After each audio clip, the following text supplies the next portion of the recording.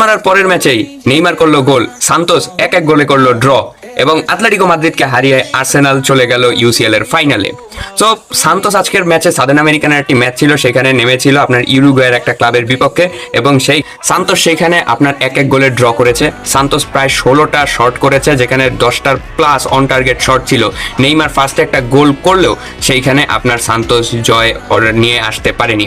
সান্তোসের main problem তাদের স্ট্রাইকিংয়ে অনেকটা problem আছে এবং নেইমারের ফিনিশিংয়েও কয়েকটা প্রবলেম ছিল কালকে, যেই কারণে নেইমারও কয়েকটা গোল বঞ্চিত হয়েছে। নেইমার একটা হ্যাট্রিকও তুলে নিতে পারতো, বাট সে সেটা নিতে পারেনি। বাট নেইমারের গোলটা একদম সুন্দর একটা চরম একটা গোল ছিল, যেটার উপর ভর করে আপনার সান্তোস 1-0 গোলে লিডে থাকলো। 86 মিনিটে গিয়ে একটি গোল খায় এবং সেখান থেকে এক এক গোলে ড্র।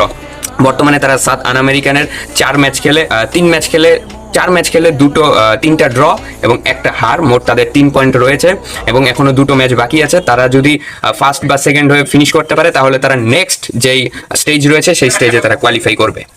এবং অন্যদিকে অ্যাটলেটিকো মাদ্রিদ ভার্সেস আর্সেনাল, এই ম্যাচ নিয়ে বেশি কিছু বলার নেই। দুই দল কালকে হারাম ফুটবল খেলেছে। আপনার ফার্স্ট লেগে এক এক গোলের একটা ড্র ছিল, দুই দল দুটো পেনাল্টি পেয়ে এক এক গোলে ম্যাচটা ড্র করে রেখেছিল, যেখান থেকে কালকে প্রথমেই আপনার দুই দল মোটামুটি আপনার অ্যাটাকিং খেলতে থাকে, কিন্তু সেইখানে ম্যাক্সিমাম টাইম তারা ডিফেন্সটাকেই সলিড রাখার চেষ্টা করে।